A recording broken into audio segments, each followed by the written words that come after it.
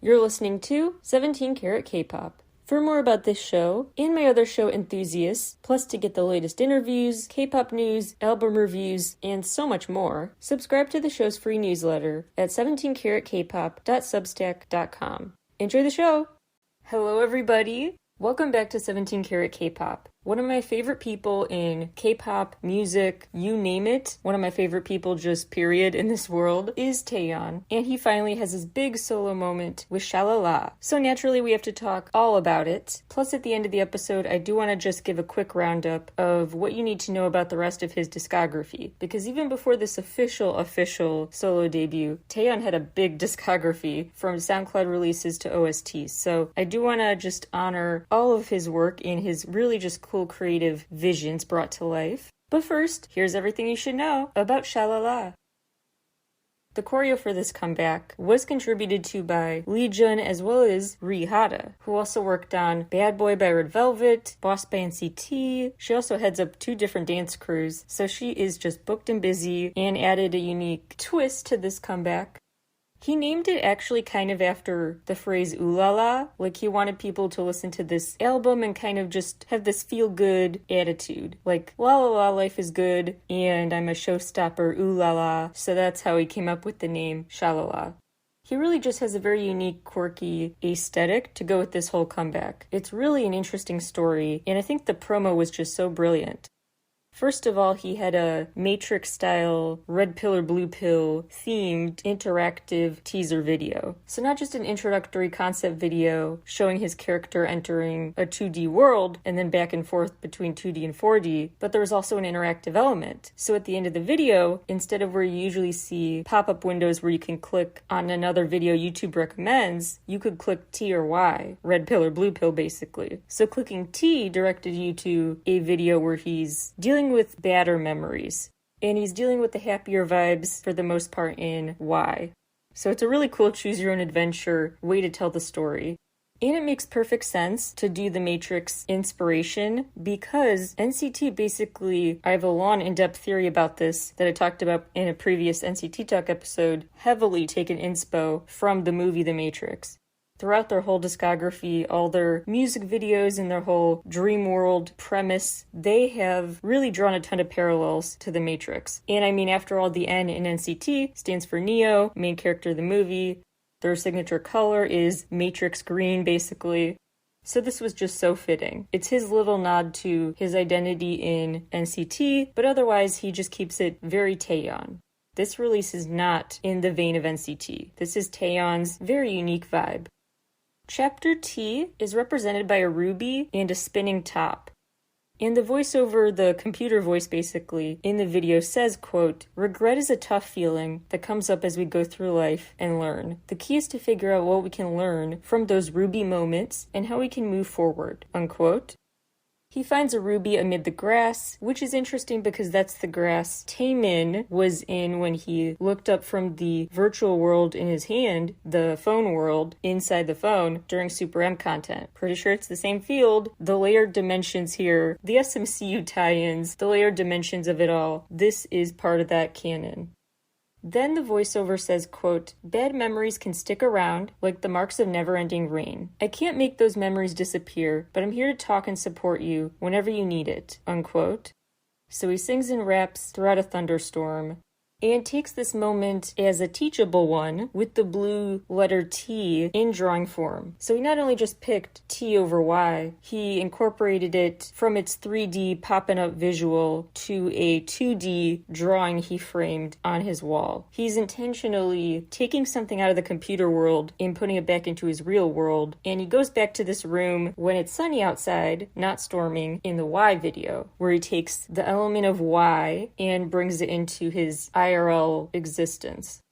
So if you click on the Y video, you will see the sunny room. In the voiceover, you will hear warns about a 404 error. The digital and virtual world pathways have been disrupted.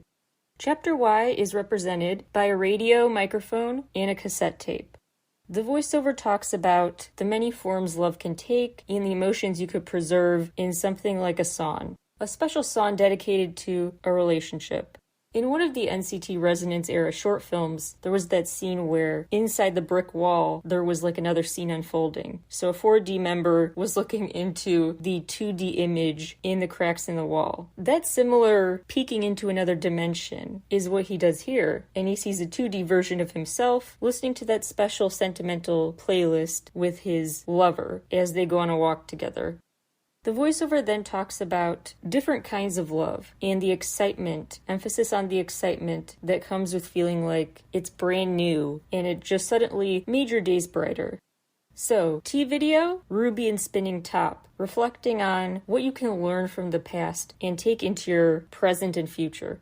The Y film, microphone and cassette tape, about preserving the good stuff and knowing what kind of feelings you want to take into the future. You either take a lesson or a good memory, and you take both by clicking T and then Y. Then you can go through life like, la la la, shalala, life is pretty good. That's how I interpret his whole overall message here. It's a pretty good, life will go on, things will get easier message if you ask me. Pretty feel good. And just so much fun. He really just kind of let loose and had a blast, it seems. He plays 4 characters in the Shalala video. There's a hacker, again, the Matrix connection I must shout out, especially because that alter ego's hair is neon green, a medieval knight, a snowman, and a Game Boy. Game Boy, hacker, snowman, knight. The snowman character is surrounded by pizza, and that's a big warning in the SMCU. We know what happened in the Red Velvet peekaboo era to the pizza boy, or we know it was implied. We know the tragic fate that may have happened to Johnny in the elevator video. Just kidding. That one, nothing bad happened. But still, I can't help but see a pizza delivery concept in a dark light ever since Peekaboo. So SM Entertainment has a weird interest in making that character a victim of something. A sign of bad vibes, bad omens. I don't know. It was just a funny reminder. I want to talk about this Knight character for a minute, because in some of the teaser content, he is holding up an Employee of the Month certificate. And I went super tinfoil hat about this. I really just nerded out and went down side tracks figuring out what I could, trying to decide different ways you could interpret the date. Yes, I'm really extra with this analysis. So this is all probably just fun, weird coincidences. But since I researched stuff, I may as well share the research, make it worth my while. So here's what I found out. The certificate is labeled April 26th, 1990. So I looked up what happened on that day in history. An auto theft ring was busted.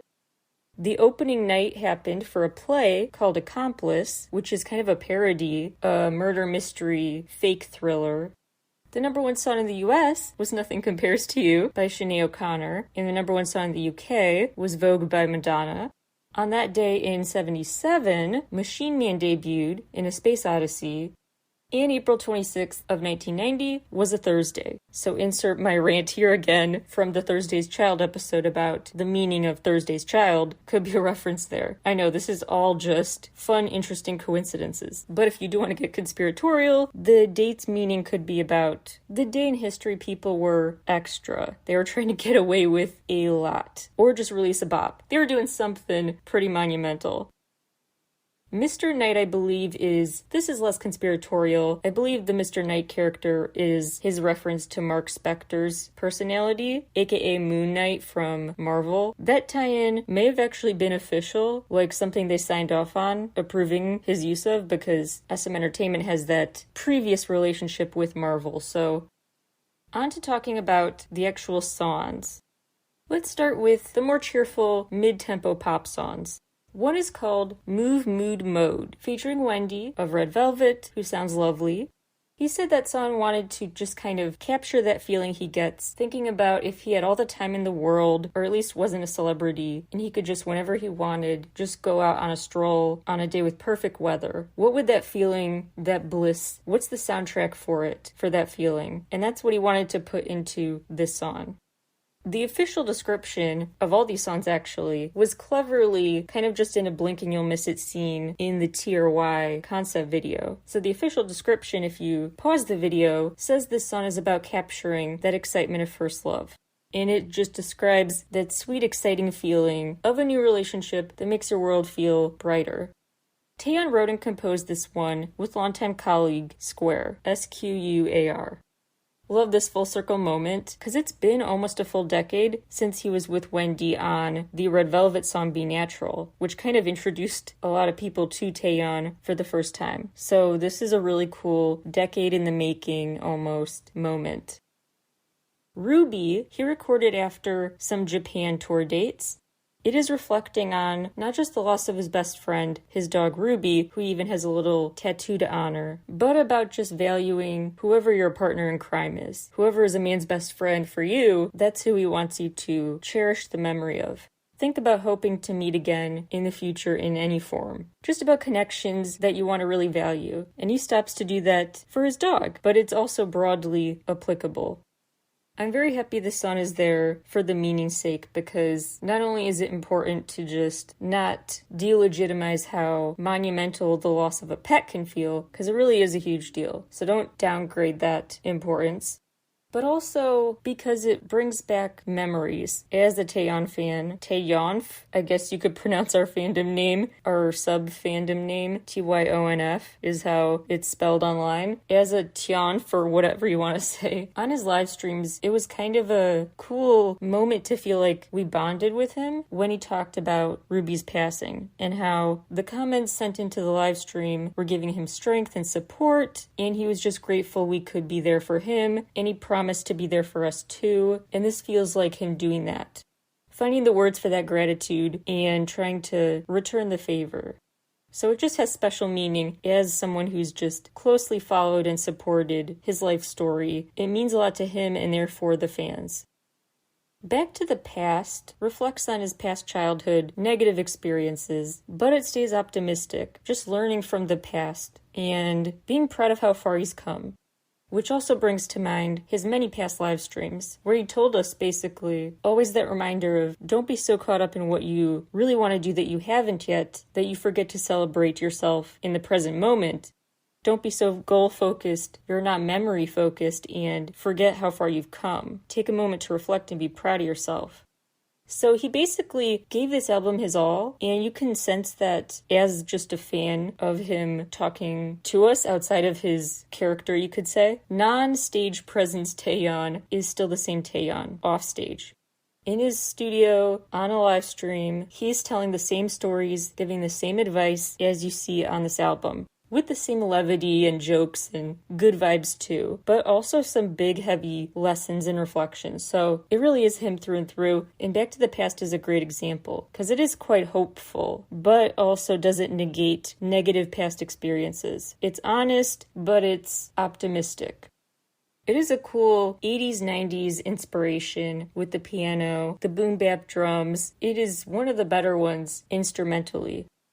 This release also feels extra special as a fan because I already heard bits and pieces of these songs or heard about them in some context before because he gives teasers on live streams and elsewhere.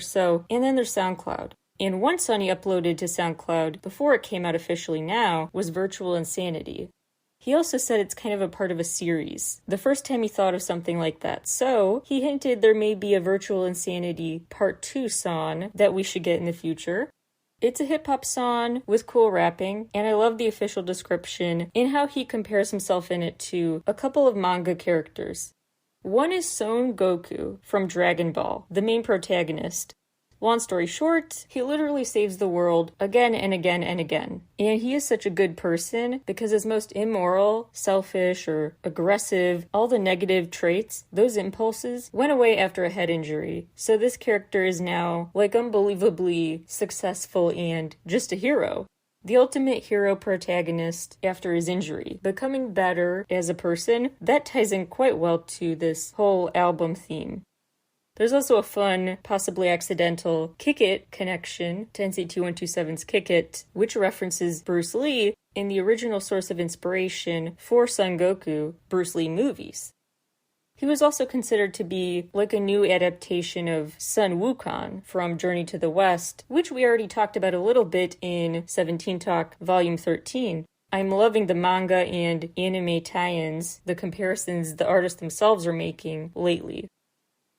It's key to know that this Goku character is, superhumanly heroic and worth rooting for now, but he doesn't entirely post-head injury get rid of his negative traits. I mean, he still has fear, for example. He's not fearless now. So he's still imperfect and always growing and improving, but in a different way. In the description of this song, Taeyeon also compared himself to the characters in Super Grand Prix, which is a film adaptation of Arrow Emblem, Hawk of the Grand Prix. Gwando is a pop rock song and one of my personal favorites from this album. It's actually the newest. Like, it was the last one he wrote, the most recent one he wrote for this album, which was back in 2021. So I really want to know why his solo debut had to be this delayed when he already had enough material ready to go 2 years ago, but I digress. My interpretation, my thought about why he named the song this, is to mix Guangdong with Hwando for Gwando. Guangdong is a place. The literal translation refers to a place east of Daegwallyeon, this mountain pass, so it's a location. And then Hwando is a type of sword that basically, if you pass it back to the homeland, it represents faith and trust in someone. And it's from the mainly Joseon era. I'll link to some reading about the Hwando on my site. Basically, he seems to be talking about pride in where he's come and going back to his roots. That's what it could represent with a Joseon era sword. Its journey home, you could say. There's just a lot of symbolic meaning to a Hwando reference. Lastly, 404, File Not Found. This one he wrote during Kick It promotions. He named this one of the more dark, despairing songs on this album. And it's one of my personal favorites too, honestly. I think the production is just really top tier. The official description includes, quote, about feeling lost in life when you can't find a web page. The lyrics talk about looking at yourself in the mirror and feeling unsure, but Taeyeon also encourages listeners not to stay stuck and to find their own path, even if it's not the perfect answer, unquote. He also says we could do this together, and a personal favorite lyric of his is, quote, I'll shine on you, even if I become a black star, unquote. So across not that many songs, and if you add up all the minutes of his teaser videos and the music video, the visual part of the storytelling, pretty short too, he still covers an impressive amount of themes throughout this release. Visually and sonically, it's pretty full. So that impressed me, as well as his creativity, just his clever twists on what you might expect him to do. It's not the Taeyeon we know from NCT, but it is definitely authentic. So we touched on everything from lost to love, to the speed of time, to the future, to feeling lost, to feeling found again, to comforting others, to needing comfort himself.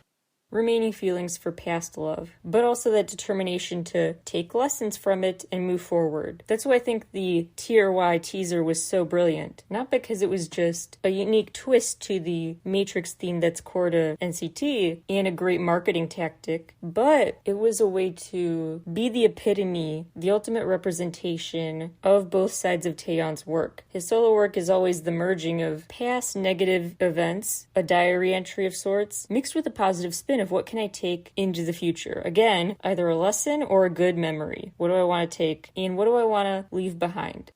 I only have one main issue with the album. It's the fact it doesn't have Moonlight on it.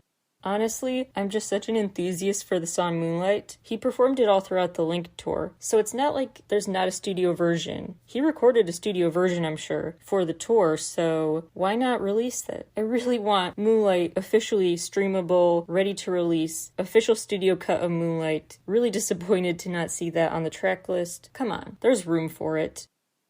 And some of his other songs that we're about to talk about, because he has so much material, and I like that he got to release this stuff, but I just want more of it. I know he has it in him and recorded, and I just want SM Entertainment to let him release it all. Release a series if you want. Release each single in a separate album if you really want to take all our money, but I really want to support and stream all of his stuff, from SoundCloud to just demos he plays on live. Just more Taeyeon, please.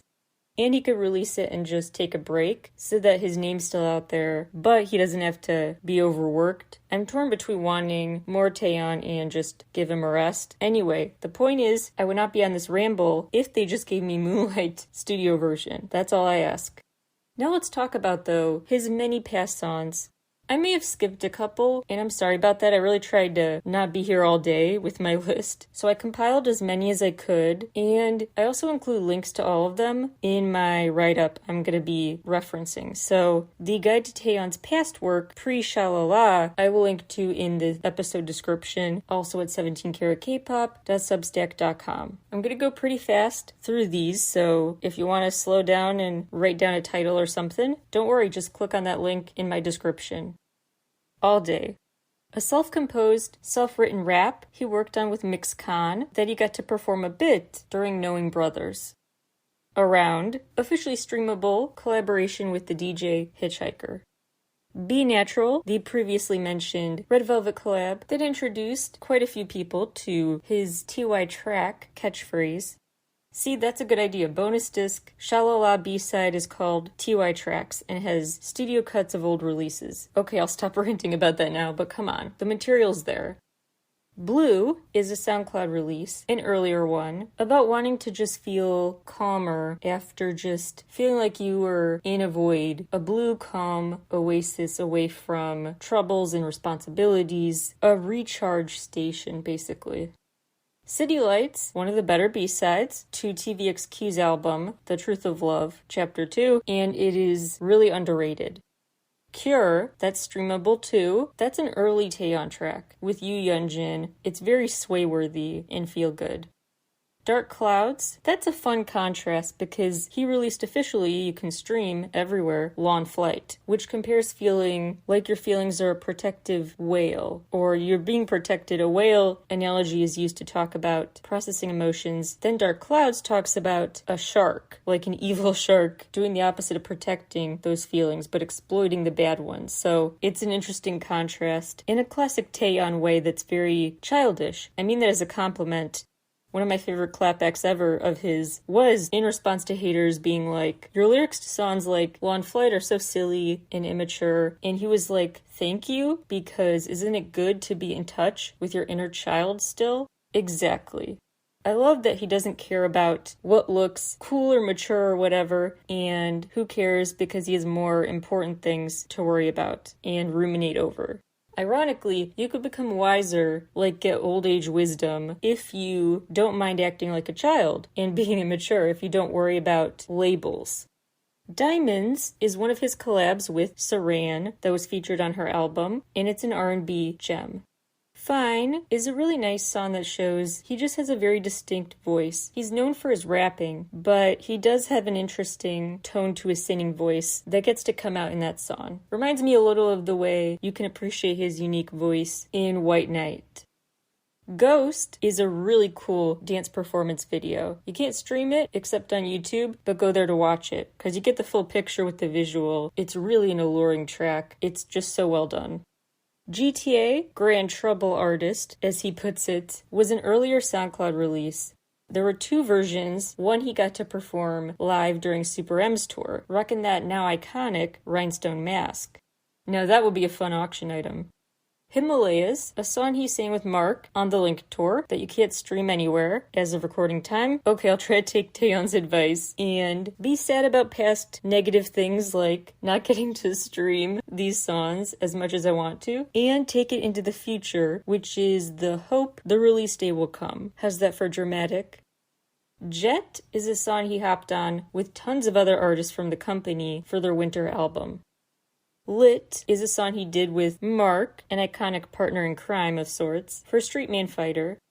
Lonely, he released to celebrate his solo YouTube channel debut with a fun casual performance video that's pretty chill, and Saran's vocals on top, great finishing touch, and I love that they both collaborated together again.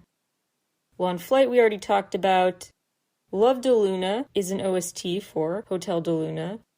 Love Theory, I had a whole episode getting really nerdy and talking about the theory of relativity and other references in the lyrics to that song. So if you want to be a super nerd with me about science, check out Love Theory of Relativity.